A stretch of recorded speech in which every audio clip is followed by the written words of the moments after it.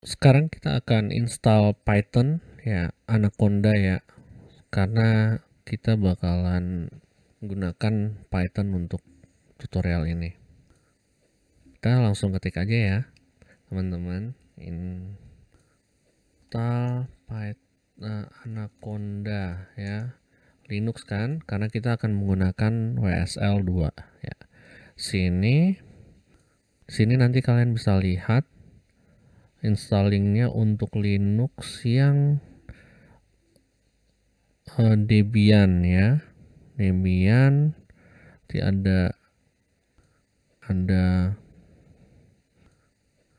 ya, di Debian ini ada download ya. Oke, nah ini kita install dulu ya, karena dia minta ini. Kita buka Windows Terminal.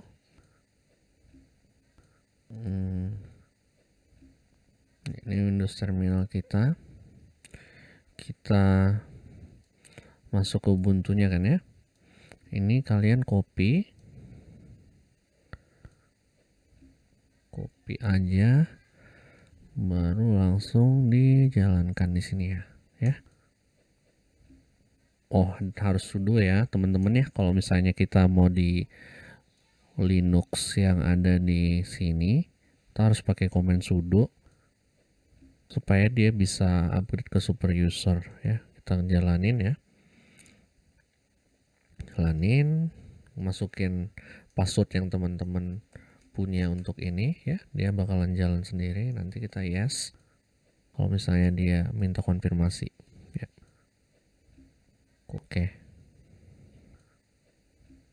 Nah, setelah itu teman-teman bisa install aplikasinya ya kan. Ini ada, kalian lihat ya, ini ada Anaconda installer for Linux. Dan di sini kita download yang untuk installer yang Ubuntu ya.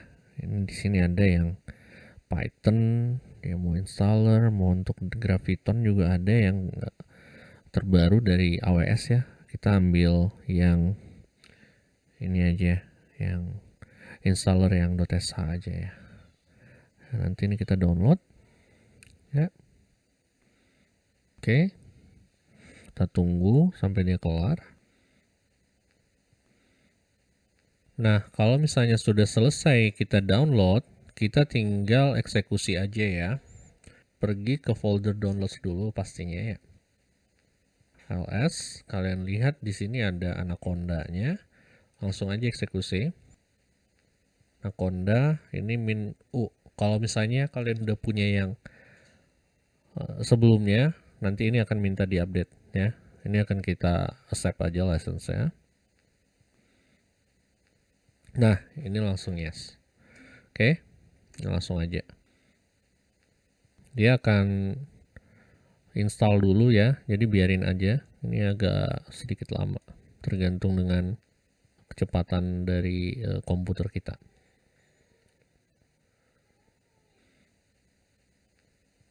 Nah, di sini dia akan nanya ya, apakah langsung di initialize ya. Ini kita jawab ya aja. Nah, sekarang kita sudah bisa menggunakan Conda itu. Kalau misalnya kita matikan terminalnya, baru kita hidupin lagi, dia nanti akan ada tulisan seperti ini ya, base ya. Jadi teman-teman tahu kalau ini masih di instalasi Python yang core atau utama, ya kan? Nah, gunanya adalah kita bisa bikin beberapa environment dengan menggunakan mesin yang sama. Jadi kita nanti bisa punya instalasi Python 3.7, 3.8, 3.6, dan itu bisa dalam satu operating system ini. Contohnya seperti ini ya. Kalian bisa cari, namanya adalah Conda environment ya. Kalian bisa create environmentnya dengan cara menggunakan command seperti ini. Ya, saya tunjukin ya. Kayak gini. Nah, di sini kita bisa lihat ini kan teman-teman ya. Conda create environmentnya apa ya. Tapi kalian juga bisa specify nih mau Python berapa, kan? Kita coba dengan yang ini ya, specific Python, karena biasanya kita mau specific Python. Conda create min n, bilanglah namanya data engineering ya, Python 3,7. Katakanlah kalian butuh Python 3,7, ini kurang n ya, enter. Nah, nanti dia akan download semua dependensinya. Ini kalian ketik yes aja, jadi download. It will take some times untuk setup environment yang baru. Nah, kalau sudah seperti ini, berarti kita bisa pakai environment-nya. Lihat, di sini kita masih di base, dan kita harus activate ya. Activate environment baru kita bikin. Kita ketik conda activate, yang tadi namanya adalah data engineering. Oke. Nah, lihat di sini, teman-teman udah di environment yang berbeda. Kalau misalnya teman-teman bisa bikin Python, nah di sini lihat kalau dia itu Python 3,7. Oke. Nah, dengan seperti itu kalian bisa coba lakukan itu di dalam sandbox ini, ya kan? Nah, coba kita misalnya exit, kan? Gimana hubungannya dengan Visual Studio Code? Ya kan, kalau misalnya teman-teman punya Visual Studio Code, kita tinggal eksekusi seperti ini, conda code titik ya, titik. Atau kalian mau bikin directory juga bisa, ya kan, mkdir devn, kalian ganti ke situ, ya. Kalian bisa code titik. Oke. Nah, sini Visual Studio Code-nya kebuka dan dia dibuka di dalam WSL-nya ya. Setelah kebuka, make sure teman-teman kerja dengan conda environment yang teman-teman mau. Nah, di sini kalian bisa lihat ya, ini ya. Dia masih ke AWS Glue Dev kondanya.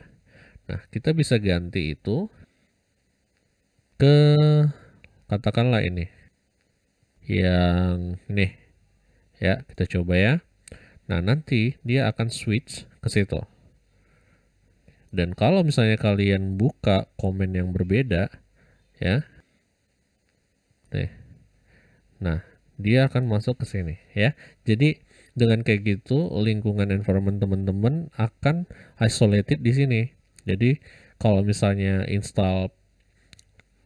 pip install dengan misalnya scikit-learn atau TensorFlow yang data science tool yang berbeda atau data engineering tools, kalian nggak usah takut bentrok dengan environment yang lain gitu. Jadi dia ini lebih aman ya, dan considered as a best practice sebenarnya. Jadi kita nggak ngotorin yang base ini. Oke.